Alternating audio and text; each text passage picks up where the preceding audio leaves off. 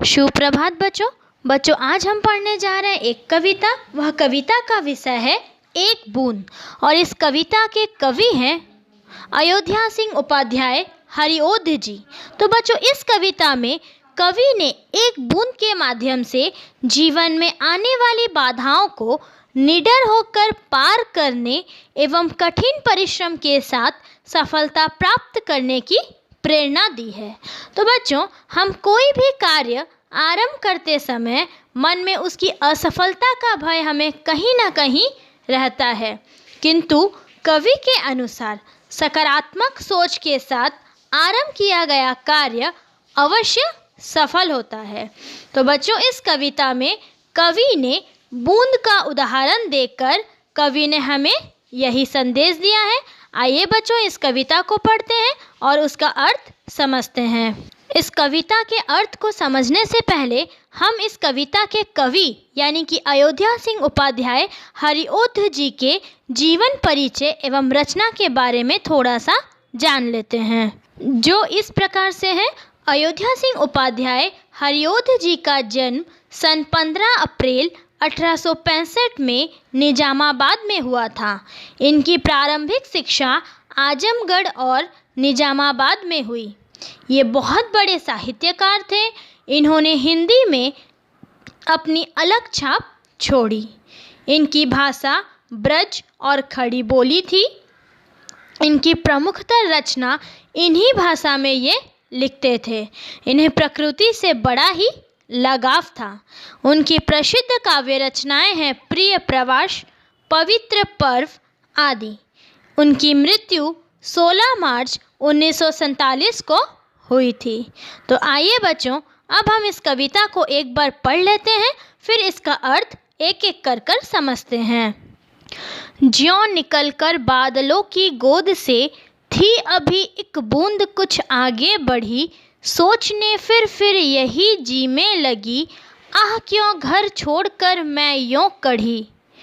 देव मेरे भाग्य में है क्या बदा, मैं बचूंगी या मिलूंगी धूल में, या जलूंगी गिर अंगारे पर किसी, चू पड़ूंगी या कमल के फूल में। बह गई उस काल एक ऐसी हवा, वह समुंदर और आई अनमनी। एक सुंदर सिप का मुंह था खुला, वह उसी में जा पड़ी मोती बनी। लोग यूं ही है झिझकते सोचते, जबकि उनको छोड़ना पड़ता है घर, किंतु घर को छोड़ना अक्सर उन्हें बूंद लो कुछ और ही देता है कर। तो बच्चों, अब हम इस कविता को पढ़ चुके हैं एक बार। अब हम इस कविता के अर्थ को अच्छी तरीके से समझते हैं। अब हम एक एक पैराग्राफ करके इस कविता को समझेंगे। पहला पैराग्राफ जो इस प्रकार है। ज्यों निकलकर बादलों की गोद से थी अभी एक बूंद कुछ आगे बढ़ी, सोचने फिर यही जी में लगी, आह क्यों घर छोड़कर मैं यूं कढ़ी। प्रस्तुत कविता में कवि कहते हैं कि एक बूंद जैसे ही बादलों की गोद से निकलकर थोड़ी ही दूर तक आगे पहुंची, तब उसके मन में ये विचार आने लगता है कि हाय, वह अपना घर यानी कि बादलों की गोद छोड़कर इस तरह बाहर क्यों निकल आई। तो बच्चों, इसमें जी में का अर्थ है मन में, कढ़ी का अर्थ है निकली। तो बच्चों, यह पहला पैराग्राफ कुछ इस प्रकार था। अब हम दूसरी पैराग्राफ की ओर बढ़ते हैं, जो इस प्रकार से है। देव मेरे भाग्य में है क्या बदा, मैं बचूंगी या मिलूंगी धूल में, या जलूंगी गिर अंगारे पर किसी, चू पड़ूंगी या कमल के फूल में। तो बच्चों, यहाँ कवि यह बताते हैं कि जब बादल से छोटी बूंद आगे बढ़ती है तो उसके मन में बहुत सी शंकाएं, बहुत सी भय आती है और वह भगवान से पूछती है कि हे भगवान, मेरे भाग्य में क्या लिखा है। क्या वह बाहर आकर, यानी कि बूंद कहती है, क्या वह बाहर आकर निकलकर बच पाएगी, या धूल में मिलकर मिट जाएगी, या फिर किसी अंगारे पर गिरकर जल जाएगी, या कमल के फूल के दलों पर गिर जाएगी। उसे नहीं पता कि उसके भाग्य में क्या लिखा है। बच्चों, यह थी हमारी दूसरी पैराग्राफ। अब हम तीसरी पैराग्राफ की ओर बढ़ते हैं। बह गई उस काल एक ऐसी हवा, वह समुंदर और आई अनमनी। एक सुंदर सिप का मुंह था खुला, वह उसी में जा पड़ी मोती बनी। यहाँ कवि कहते हैं कि परिस्थिति हमें ऐसी संकट में डाल देती है कि हमें कुछ समझ नहीं आता। ठीक उसी प्रकार बूंद की भी यही स्थिति है कि जब वह आगे बढ़ती है तो उसे उसी समय हवा का ऐसा झोंका आता है कि वह न चाहते हुए अनमने मन से हवा के साथ समुद्र की ओर चली जाती है।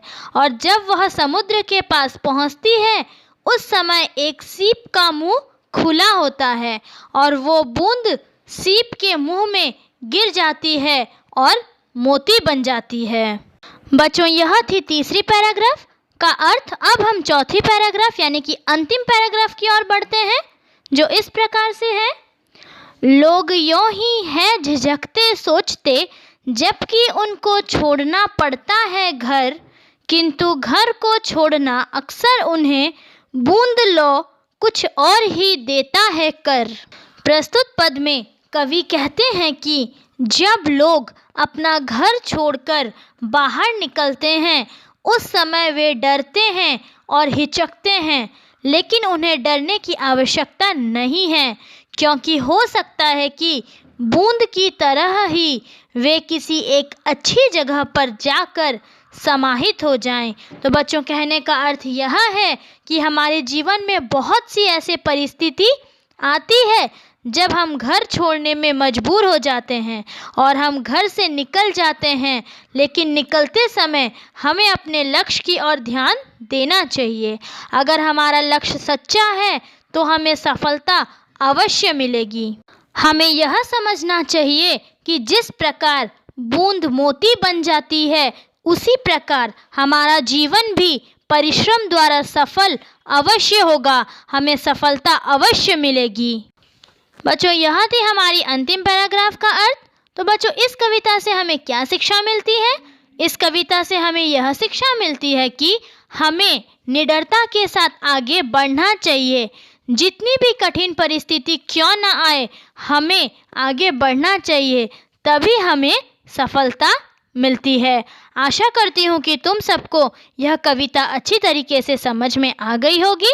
अब हम कुछ शब्दार्थ, इस कविता से जुड़े कुछ शब्दार्थ की ओर बढ़ते हैं, जो इस प्रकार से है। जी में अर्थात मन में, कढ़ी अर्थात निकली, भाग्य अर्थात किस्मत, बदा अर्थात लिखा, अंगारे अर्थात दहकते हुए कोयले, चू पड़ूंगी अर्थात गिर जाऊंगी, अनमनी का अर्थ है बिना इच्छा के, बूंद लो का अर्थ है बूंद की तरह।